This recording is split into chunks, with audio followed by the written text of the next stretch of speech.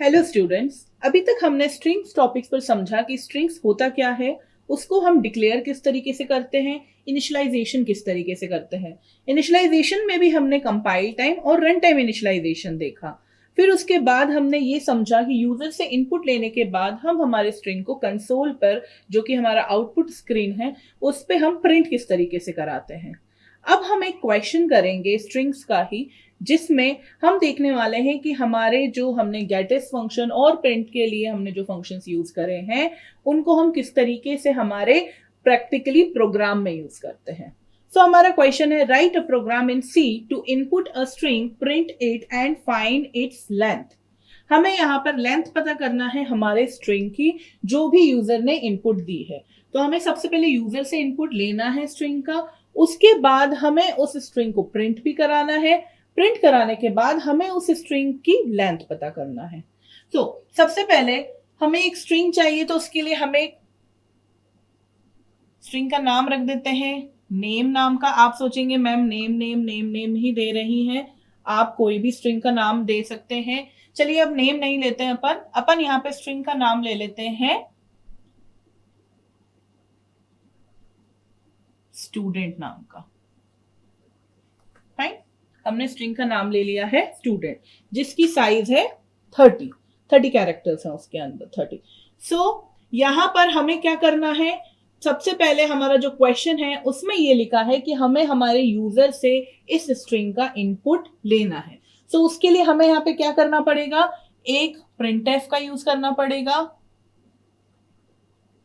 जिसके अंदर हम लिखने वाले हैं एंटर द स्ट्रिंग। उसके बाद हम गेटस फंक्शन का यूज कर सकते हैं, जो कि अभी हमने पहले देखा था, और डायरेक्टली हम यहाँ पर स्ट्रिंग का नाम पास कर सकते हैं स्टूडेंट।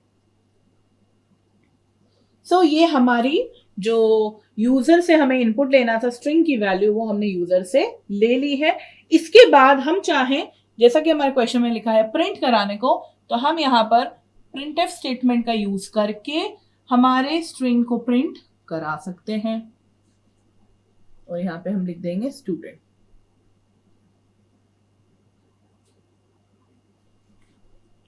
फाइन, इसके बाद हमारे क्वेश्चन में क्या लिखा है कि हमें पता करना है कि हमारे स्ट्रिंग की लेंथ क्या है। फॉर एग्जाम्पल मैंने यहां पर इनपुट दिया है सी प्रोग्राम, मैंने यहां पर इनपुट दिया है, यूजर से लिया है इनपुट सी प्रोग्राम।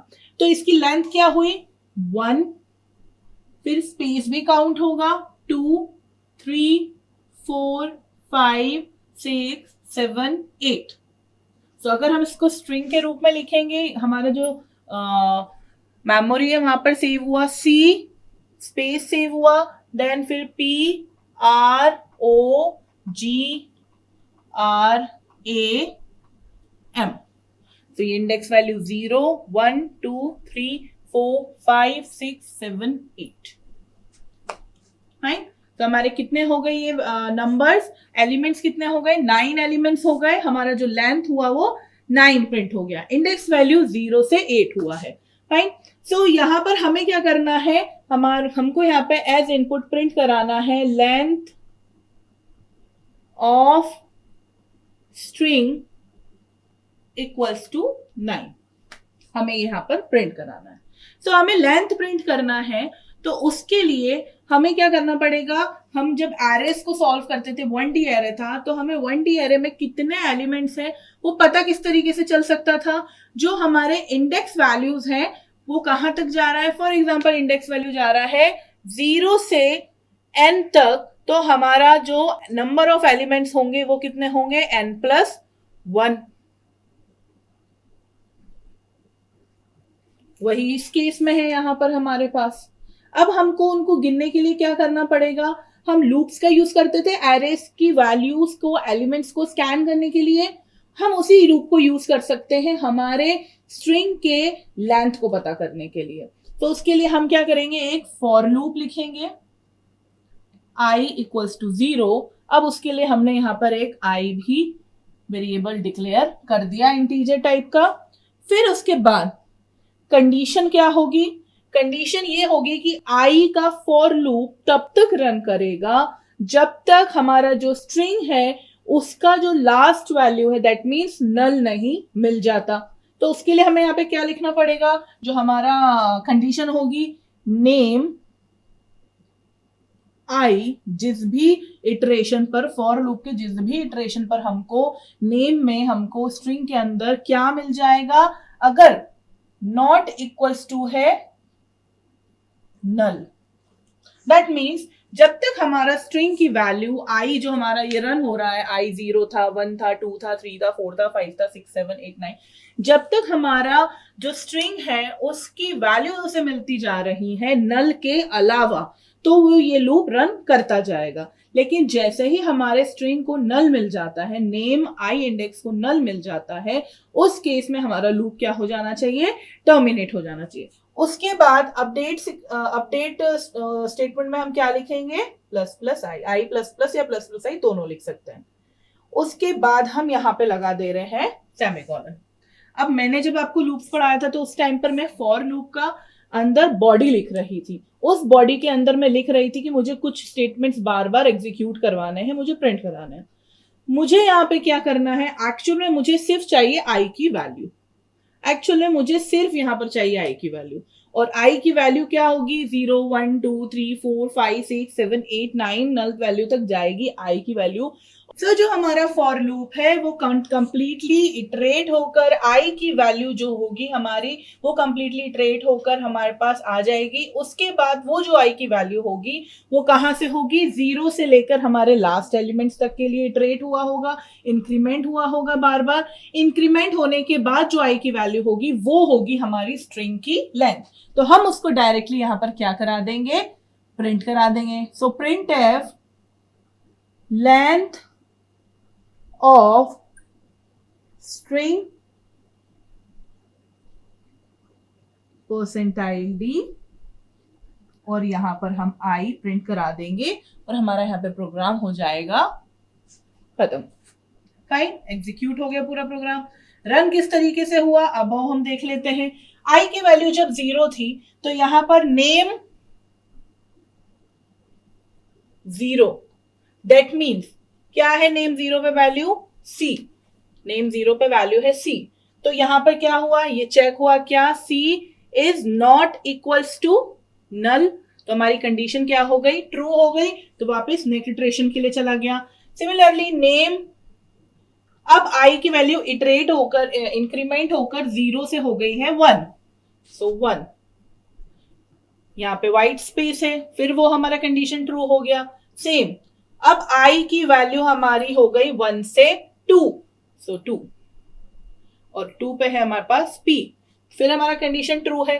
सिमिलरली हमारा थर्ड पोजीशन पे, हमारी थर्ड इंडेक्स पर r, फोर्थ इंडेक्स पर o, फिफ्थ इंडेक्स पर g, r, a, m तक चेक होगा। उसके बाद नाइन्थ इंडेक्स पर उसे मिल जाएगा यहां पर क्या? Null value.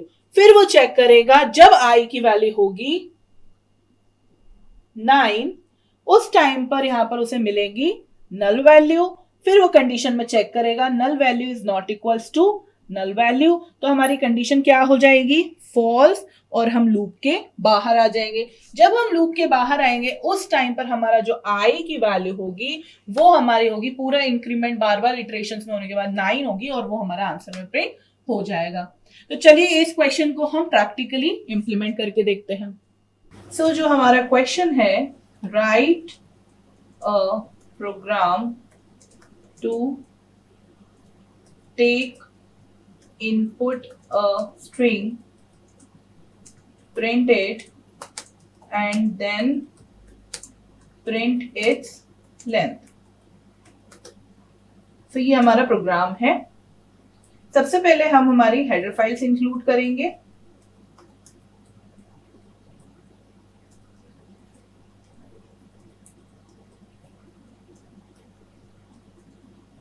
उसके बाद हमारा मेन फंक्शन,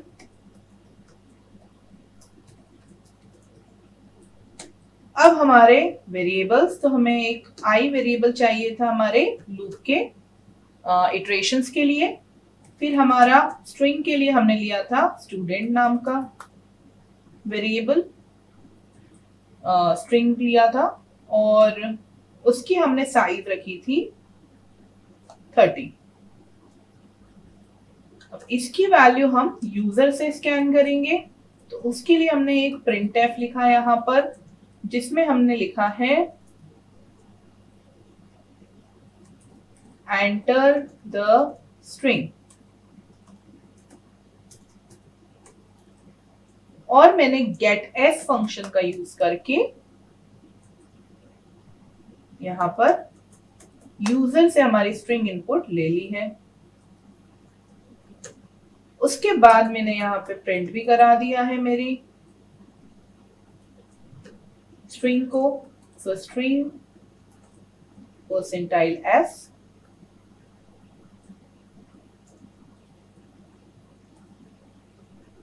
स्टूडेंट। इसके बाद मैं यहां पर अब मेरे जो स्ट्रिंग देने वाली हूं यूजर को, उस स्ट्रिंग का लेंथ पता करना है। उसके लिए मैं एक फॉर लूप लिख रही हूं, i equals to 0 name index i not equals to null value and i plus plus, या प्लस प्लस i भी सेम चीज है। ये लूप कंप्लीटली रन हो रहा है, इटरेट हो रहा है। लूप की बॉडी में हमें कुछ भी लिखने की जरूरत नहीं है, तो इसलिए हमने यहाँ पर एक सेमीकोलन लगा दिया। फिर उसके बाद हम यहाँ पे एक printf लिखेंगे, जिसमें हम प्रिंट करा रहे हैं length of the string percentile s is percentile d।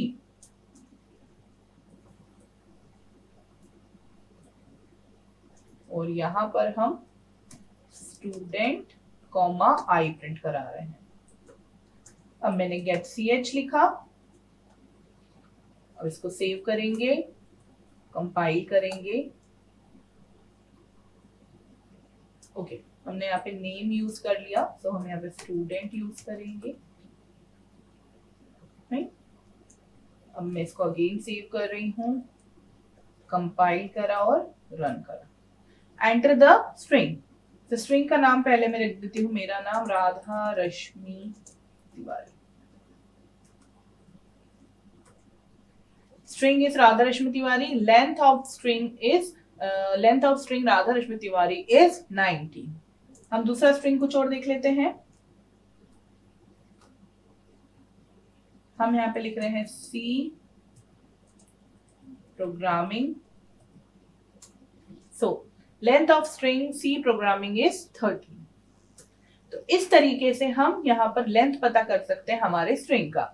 Length पता करने का एक और तरीका है हमारे पास, और इससे काफी सिंपल है। वो होता है स्ट्रिंग फंक्शंस के थ्रू, जिसमें हम str लेंथ यूज करते हैं, जिसके थ्रू हम हमारा स्ट्रिंग का लेंथ बहुत इजीली पता कर सकते हैं। वो हम सीखेंगे हमारे स्ट्रिंग फंक्शंस के वीडियो में।